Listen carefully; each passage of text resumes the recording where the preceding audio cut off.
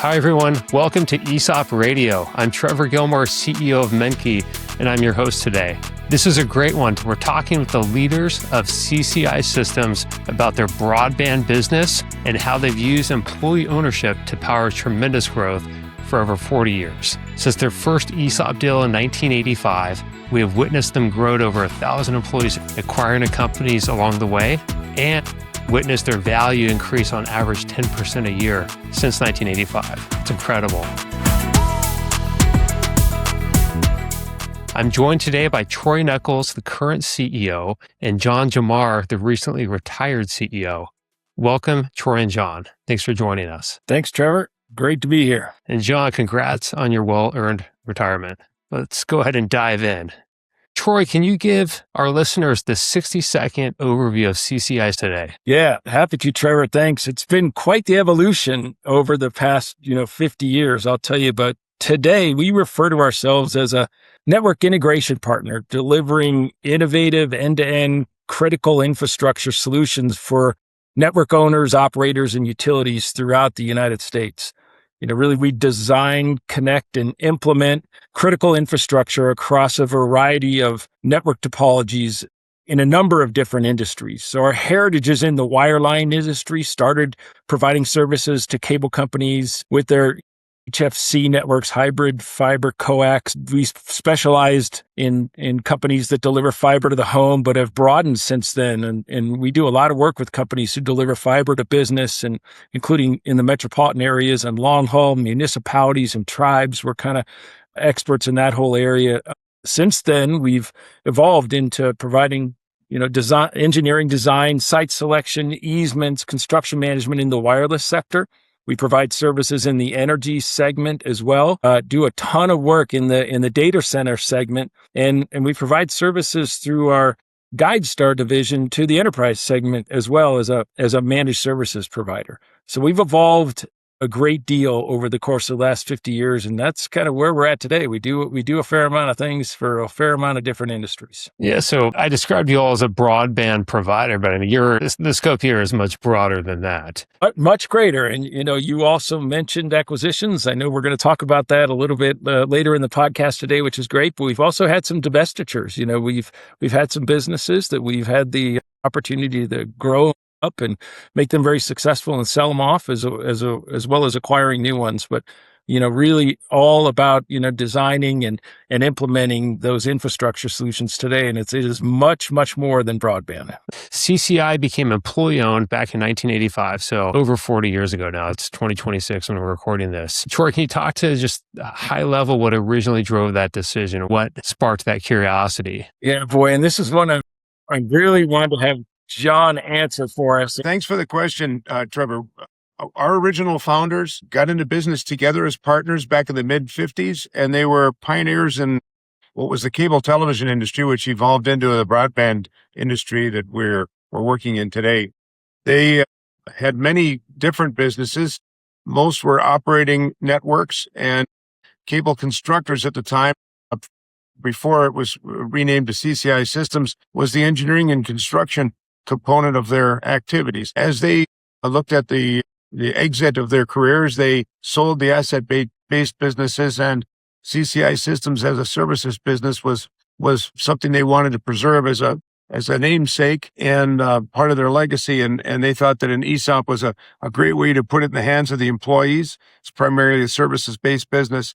And so they established the company in May 1st of 1985 in the ESOP at a price of $24 a share, with 75% of the stock going into the ESOP at that time. Thanks for that, John. So 1985, company sold, or I should say the shareholders sold 75% over the ESOPs, but bam, CCI goes ESOP 1985. And that really starts this whole journey here that, is continuing to this day.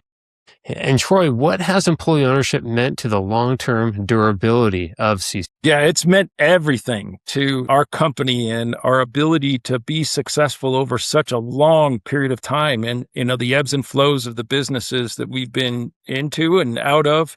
My experience, I come from, primarily companies that were public companies, been with a few private companies that were private equity backed. And in both of those cases, the difference between the way that the employees operate and the, ability for companies to be successful and the ways that they make decisions and their horizons on the outlook of their decisions between those two are starkly different. And, I can't tell you that how I believe that employee ownership is one of, if not the primary contributor to the ability for CCI to be successful for as long as we have. So the ESOP, would you say, instead of company, you have quarterly earnings, and so on, and the focus is often that.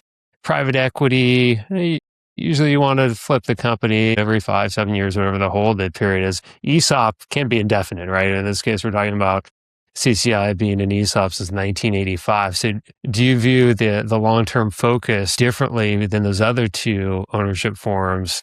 Give the leaders more freedom to think long-term. How do we build long-term economic value and keep that company's legacy intact? And I mean, it's with 10% annual stock price growth over the past 40 years, obviously this formula's worked.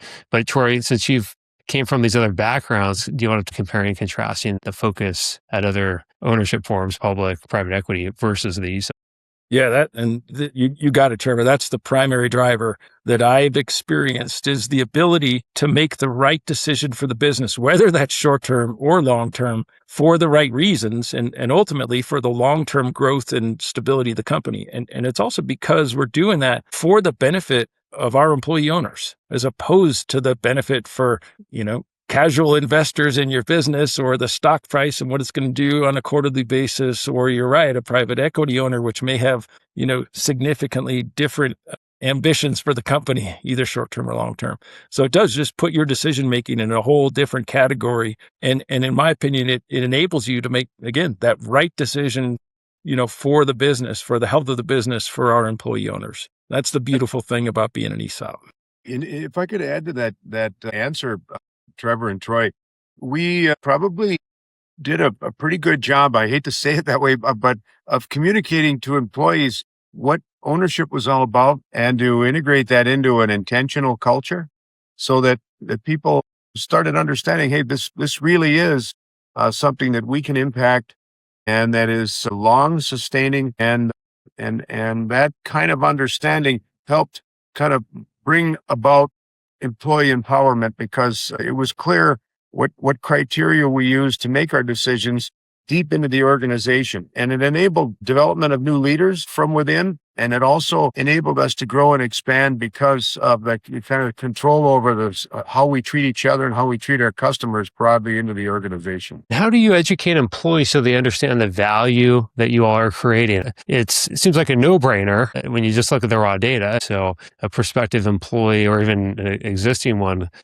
trying to understand the power of that. What does that mean to me in terms of the long-term wealth building capabilities and so on, and tying that back to the mission of the company so that everyone's aligned, creating value. So how do you educate employees? Do you spend a lot of time doing that, or is the culture at CCI such that you hire the right people and you have this ownership culture already versus trying to do any sort of radical change of the culture to try to get people to perform in a certain way? Yeah, Trevor, I'll say both. So really it started with, with John doing an amazing job of creating a purposeful and intentional employee ownership culture throughout the organization that's really permeated. And we focus on that a lot. We educate people on that. We start every meeting with a certain element of our defined culture. And that's been in place for years and years. So, I had the luxury of taking over the company from something that John started long ago that now is absolutely ingrained in the company.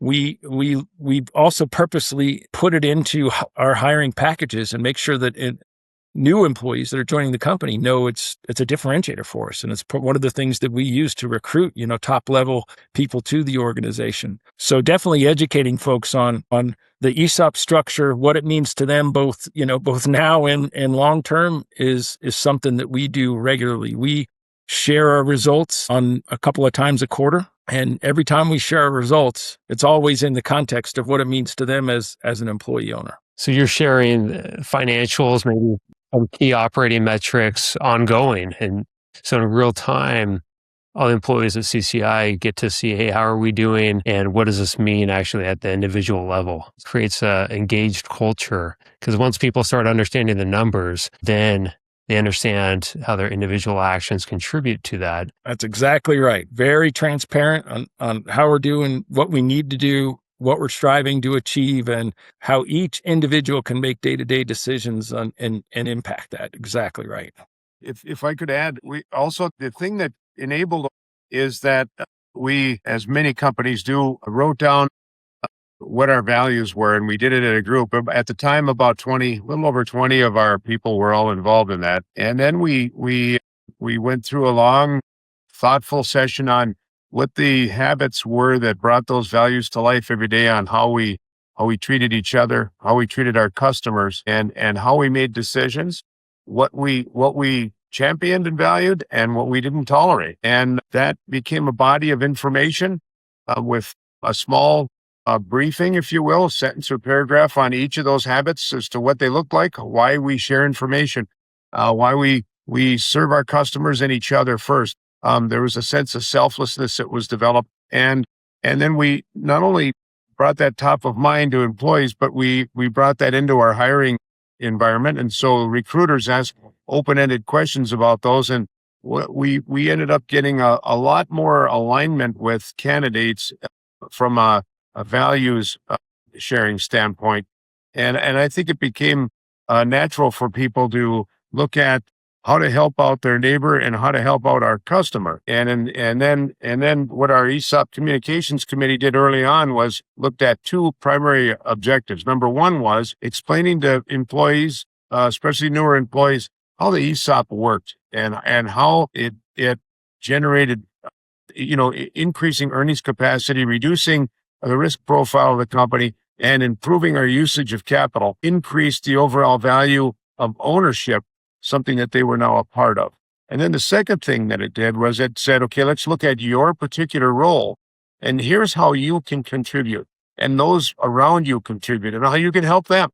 And all of that is probably more cerebrally oriented than it is fully digested.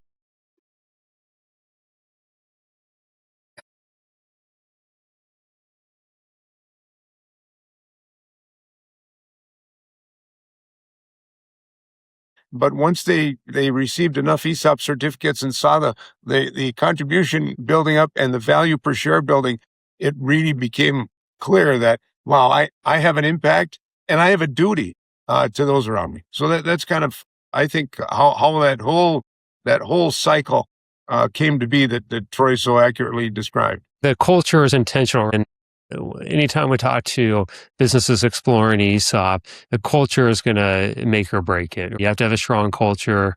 It's so hard to change course. It sounds like CCI started with a strong culture already to begin with, hiring the right people and also being selective about who you bring on board. So all of that has led itself to the strong culture. So this brings up next question. Does employee ownership change the way you make strategic decisions at the board level when you're talking about strategic decisions? Yeah, I'll just say without question, it does. It puts us in a position to, frankly, be able to make decisions in the business today that we know are probably not going to impact the business or show up in the way of tangible results until, 2, 3, 4 years out. And certainly in my experience, in either one of the other organizational structures or enterprise structures, whether they be public or private equity backed, you're really not put in positions to be able to make those kinds of decisions without significant negative consequences, or just not able to make them at all. And so it is a material difference. And those are the kinds of the right decisions that allow you to continue to be successful over the long term. And then thinking about the long term, how do you balance long-term enterprise value creation? Again, 10% on average for the past 40 years, which you compare that to the S&P and so on. This is higher than that. So how do you balance that long-term value creation versus short-term pressures of trying to look good each quarter, short-term goals versus that long-term enterprise value creation that we've seen here? Yeah, I love this question because this gets to the heart of the benefits of being an ESOP. So in my opinion, the benefits are the ESOP allows you to recruit and, most importantly, retain some of the best leaders out there. And when it comes to short-term decision-making and the here and now, and we've got to be successful this year, that happens at the frontline leadership level, and frankly, doesn't happen without it. And right, so we have a empowered team that trusts each other day in and day out, and they're in this to make their own employee ownership a success. They make the right decisions every day, and that's what really drives here and now success. It isn't if Troy Knuckles or John Jamar in the past are making those decisions in the short term, something's wrong, right? And so the ESOP structure and culture is what really, drives that, and having this incredibly cohesive, powerful leadership team in place, as an ESOP. And then, long term, we've already said it, being able to make the decisions that are more strategic in nature, that are long term, make the investments now that are going to put yourself in a position for longer term sustained growth. And we have so many examples of that here at CCI. The decisions that, John and team made before I joined the company to divest of a couple of our, call it non-strategic or more not quite aligned with where we want to be in the future businesses that were very successful financial decisions that had long-term impacts were part of it. And now going forward, some of the acquisitions that we're making that enable us to grow in the areas that we want to grow in, down the road are also part of those, longer-term decisions that would be very challenging to make in those other environments. So I think the ESOP structure allows you to be successful in both of those areas, both the here and now and short term and long term. Infrastructure is changing rapidly, Troy. So where do you see the biggest opportunities over the next 5 years? And I know we always talk about 5-year planning cycles and it's part crystal ball. Where do you see the biggest opportunities right now from your seat as CEO? Yeah. So again, I try to shy away from the word, telecom with our, future growth. It really is all about, critical infrastructure. And so we certainly see tremendous growth in the traditional telecommunications, or another word to use is fiber infrastructure long term.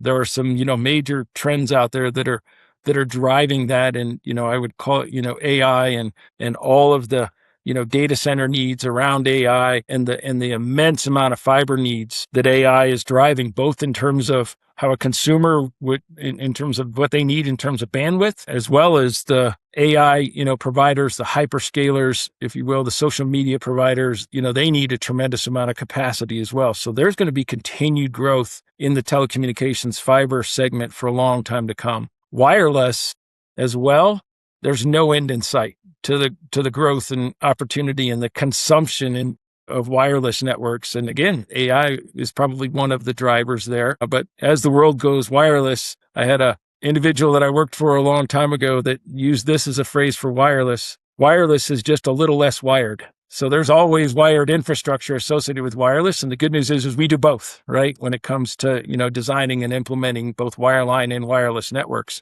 And then on the energy side, if you think about it, the energy infrastructure needs a communications network riding right alongside their energy infrastructure as well in every instance. And that's where we're strong and evolving ourselves to be able to do a lot of work on the energy infrastructure as well going forward. For infrastructure and, of course, fiber infrastructure as well. We kind of see no end to the growth in those areas as well. So we've got a long runway ahead of us and where we're focused. You read Wall Street Journal and you can't go a day without reading something about a data center. So where are you seeing a lot of the data center activity? One, and then two, the energy side of your business. I think that's, at least from my perspective, that's not necessarily new, but it's one that I don't know much about. So if you can elaborate more on that aspect of the business as well. Yeah, well, interesting enough, all of those are converging, right? So you think about what you hear about the data centers today is really all about the incredible power needs that they have, and right, and also where they might be located and the resources they gobble up. What you hear little about, which is almost as critical, if not more critical, is the amount of fiber that needs to come into and out of those data centers to support what's being housed inside the data center, and then all of the data going out of it. And that's where we play. It is just massive in terms of the opportunity. You can't turn a data center up unless there's somebody in there splicing every one of those little fibers into every one of the cages inside of the data center where the servers reside, right? And so that's where we play and play a critical role inside the data infrastructure. I like to say anything low voltage inside the data center we're handling, and then all of the power consumption going in there again. The energy segment and communication segment are very much converging, and we're sort of the experts, as we call it, on both sides of the pole. Energy providers, if you will, have to put up or have to support on their public infrastructure, if you will, communication networks, and that's a pretty significant burden and pretty significant load for them to ensure that it's done properly and ensure that their infrastructure and call it their poles are not overloaded. And that's a role that we play because we understand both sides of that. We understand it from the communication service provider side that are looking to get their applications approved. And we understand it from the energy side where we can be the approver for them. And then also moving into call it electrical energy distribution engineering, which is a natural offshoot from our prowess in telecommunications engineering. These data centers, for those listening who have never been to one, they're quite a spectacular thing to visit. So I visited one in Vegas. So we house our servers at a secure data farm, and just going there and checking that out, it's such an experience. High security, you're walking through, and there's all these big brands, they're all of their servers and so on up there. So, and of course, the new data centers we're talking about, a lot of it is AI driven, right? The place to power AI. But for anyone that has the option to visit one, highly recommend it because it's next level to see how these things really work and operate. I was just in one yesterday, and it's incredible. You words can't describe, what you walk into when you walk into those just massive data centers, and all of the work that they're providing. It's pretty incredible. So you all are really at the forefront now in terms of the energy, the data, the connections, the telecommunications connections that's really powering the current economy and where things are headed. I took a flight yesterday, short one, up to the Bay Area, visited some clients, came back, and I was looking at just once I got on the plane, looking around, and everyone is watching videos on their phone, right? I was playing Sudoku. I like to do that, on the plane, because it's my time to refresh my brain and so on. But I was looking around, and literally everyone is watching videos, and that's not going to stop. Right. And to your point, that speaks to both wireline and wireless, right? It's both of which, we have a high degree of expertise to support. Yeah. So Troy, I know acquisitions are part of your long-term strategy. Obviously, you're looking for the right acquisitions and so on. Kind of speak to the recent ones that you've done and, what sort of players you think might be a good fit for CCI, as you think about the next 1, 3, 5 years. Yeah. So the word I like to use for this is our strategy is all around acquiring market adjacencies, right? And so obviously, there's two ways that we can go enter into an adjacent market from what we do. So we started, as you mentioned, in the broadband industry, supporting cable companies, evolved that into all things wireline telecommunications. And so one acquisition that we made a year ago was with our strategy to move into the market adjacency of wireless after being in wireline for the most of our lives. And we could certainly do that organically. That takes time and investment, or we could find a very successful company out there providing those services today. And that's what we did. We were fortunate enough to get introduced to a company called Total Site Services that provides tower and small cell design, construction management, and site selection for the big wireless companies. For you name them, all three of them out there, right? Those are their customers. And so we were fortunate enough to bring them aboard and have them become part of CCI. And now it's become CCI's, wireless arm of our business where we do, and we're growing that by leaps and bounds, right?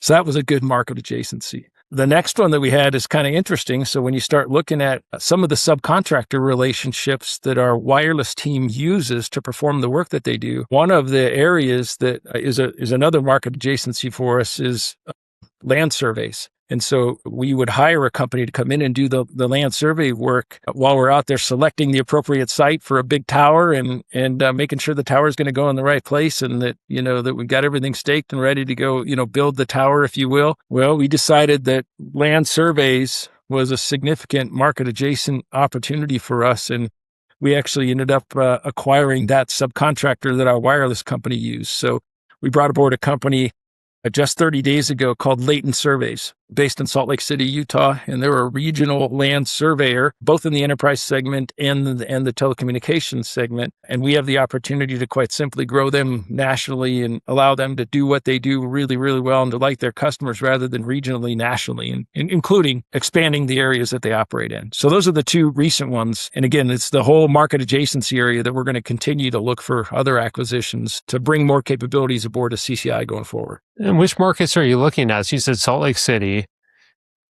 Yeah, that's so current edition. I would here say in geographically, Trevor, it's less about geographic markets and more about industries. And so we operate nationally. And one of the opportunities that we have is to bring aboard a market adjacent service and that might be operating regionally today because they don't have the financial wherewithal to expand beyond that. And that's what we bring to the table, is bring them in and take them from regional to national. So it's less about geographies. We don't care as much where they're currently operating because we can operate anywhere in the United States. We care more about the services that they provide and if those are naturally adjacent to bring aboard for CC. That's great. So it's more who's the right player, not Correct. really where they're located, because you all have expanded, nationwide. I know CCI started in Iron Mountain, Michigan, right? Years back, and you all have expanded. And we see this with our ESOP clients that go ESOP, pay off the ESOP debt and continue to grow over time. There's kind of two pathways. One is almost become like a holdco structure where you start acquiring, diversifying and so on. The other pathway is, well, we're just going to continue to grow at a small rate, whatever it is, 5% a year, something like that. Stay independent, continue on with our single focus. You all have really taken that latter path, and we're seeing that trend out there, and it's cool to see because when you're talking to these companies, who else are they talking to? Maybe some strategics or private equity. Exactly. And you all come in, and since you have the ESOP capital structure, that's probably an appealing angle, is, hey, the employers are going to be taken care of. And then on top of that, though, since you all have grown the value so much too, you probably have good firepower too, to compete with the other players on opportunities that you really want to. Yeah, I'll tell you, you hit on one of the most important things. A lot of these business owners that we have the opportunity to talk to and help them out with their growth and expansion, by making them part of CCI. What they're really interested in is they've built, really good, solid performing businesses over time, and they really care about their employees. And, when they think about, where do we go? What's the next step here? Getting bought by a private equity company or a public company doesn't give you the warm and fuzzies that your employees are going to get taken care of. And that's really what an ESOP offers. Is it's a great landing place for an entrepreneur or somebody who built up a business to become a part of CCI Systems and know that what that does immediately, it gives their employees this ownership in the company, going forward, and gives them a really nice long-term opportunity to be with the company. And that's one of the things that these owners of these businesses are really looking for. And that's something we preach at Menke all day long is, hey, have skin in the game. Yep. Employees are going to want to work for you. They're going to want to work harder, smarter. And there's a lot of new data out as well that's showing that employees are becoming more aware that ESOP-owned companies are out there, and they're seeking those opportunities out. Obviously in tech, I have a lot of friends in tech, we're West Coast here in California. They always have stock options and so on. But the prevalence of any sort of broad-based stock plan for most employers nationwide is still small, right? There's exactly right. About 4,000 private company ESOPs, or give or take, and then you have some public companies, maybe 2,500, 3,000, right? So it's still relatively rare. So that definitely is a competitive advantage for you all having that. It is, and we market it that way. That's exactly right. It's we market it as a differentiator, and we truly believe we've proven to ourselves that it is. And for potential people joining CCI, how do you communicate the ESOP? I mean, there's a lot of ways to do it, but one of the most effective ways I found is just speaking about it in terms of the average benefit rate that it's going to kick off to them. Because really, it's additional pay. So if you have someone making $100,000 a year and they're accruing 10, 15, 20% of value on top of that in their ESOP, then they're all in pay is really 115, 120. And then that piece is going to continue to grow. The value of 7, if something grows at 7% for 10 years, it doubles in value. You guys are higher than that, at 10% growth. But do you find that the HR team, do they convey the power of the ESOP in terms of that, a benefit rate or some other aspect to get people, both interested and, excited about that? Yeah, very much so. It's very much part of our recruiting process. And again, it's that comparative to where they might have the choice to go elsewhere. And, if you go elsewhere, you might get a 401k that the company contributes a certain percentage to and a benefit program, and that's about it, right? And, you come to a company like CCI, that's an ESOP. You not only get that same 401k, but then you also get contributions into your ESOP that you're exactly right, that grows and compounds, over the long term. And, the good news is as opposed to a 401k where your investments are significantly out of your control, the ESOP is one where, you have the ability to actually contribute to the success of your own retirement day in and day out. And that's pretty powerful. If a CEO listening wants to create an ownership culture, where do you think they should start? Well, yeah, to me, so culture is the key word there. To me, what I've experienced throughout my career is culture has to be purposeful and intentional, and it has to be led from and that's, the fortunate thing that John has handed off to me is that purposeful and intentional, culture from the top that John was, very much the leader of. And when it starts there, it permeates throughout the organization and it becomes the culture of the organization. So I would say it's got to start with the leader of a business. It's got to start with their purposeful and intention about wanting to create a phenomenal ownership structure. And if they're committed to that and want to put the time and investment into it, then the next question would be, how do you get that done? I would argue that the ESOP structure is probably the best way to enable you to be successful with that purposeful and intentional approach. I've often heard with startup founders that your first 5 hires create your culture, in that environment.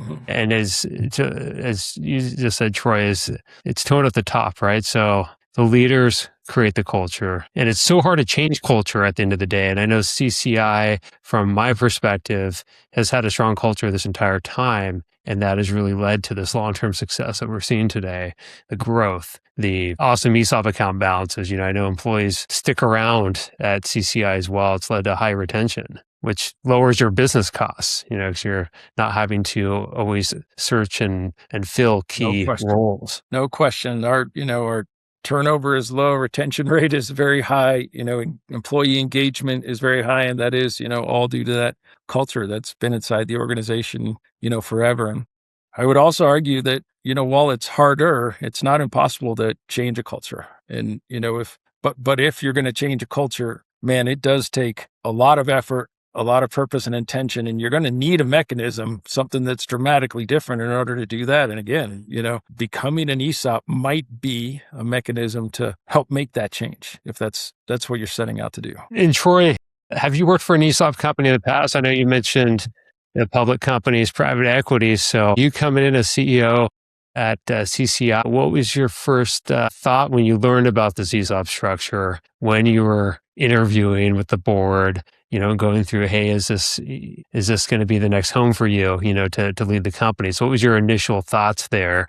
1, and 2, did your opinion change over time as well? Yeah, so I'll go in reverse order. It certainly didn't change. I will tell you that I would not want to be in the role of a CEO at any company other than an ESOP. And because this is the only ESOP that I've ever worked for.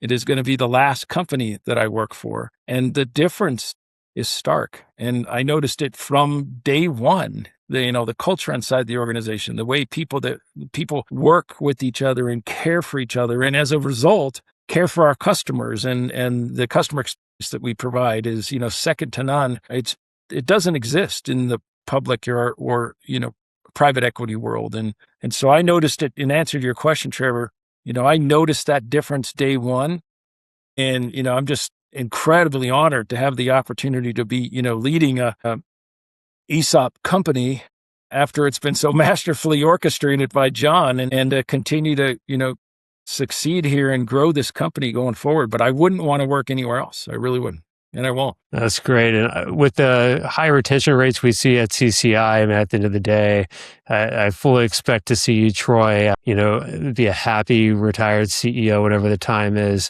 at CCI, right? As an employee-owned company. You all have had tremendous success over the past numerous years. It's been really fun to see that. Any sort of parting wisdom that you would give listeners, thinking about either employee ownership or just growing their company, right? Above and beyond just that, because you all have done both, and you can, you all prove that you can do both. It's not either or, which anytime I talk to CEOs or leaders of privately held companies, they think you can't do both. You can't be an ESOP company and embark on that growth. So any sort of, tips and words of wisdom out there for listeners? I'd love to invite John to answer that question, since he's done it so masterfully for so many years. Yes. Thank you for that, John. And Troy, any final parting comments here? Yeah, I'll just reiterate, most of the things that we've talked about today as it relates specifically to, the ESOP structure. If one were out there and, has an interest in becoming an ESOP, if you're not today, I would say everything we talked about is so true. The structure puts you in a position to be able to make the right decisions for your business on the right timelines. It enables you to look out for the success of your business, years and years out, and other structures just don't put you in the position to be able to do that. And then just being able to come to work every day with a team of people, no matter the size of that team, that really care about each other day in and day out, that are there as true owners of the company and make those, right decisions most every single day. It's just an honor to be, a part of that team. And I can tell you that working in those other structures, that's a rarity for, that kind of teamwork environment to happen. Thanks, Troy. And thank you, John and Troy, for joining us today. What an amazing story, CCI Systems. It really drives home the importance of culture. Culture makes or breaks companies. In this case, culture has enabled CCI to grow over the years, provide a very healthy ESOP benefit for the employees, make an awesome home for these employees who helped in turn the company grow and thrive to what it is today. If people want to learn more about CCI Systems, where can they go? Our website is ccisystems.com. That's definitely the best place. You can, kind of read all about us, past, present, and future. And, we've got all of our services we provide by industry and by segment on that website. That's where I would point people, Trevor. Thanks again, John and Troy. Thanks everyone for joining us today, and stay tuned for future episodes. Follow us on your favorite podcast platform, Spotify, Apple, and of course, YouTube. Thanks for having us, Trevor.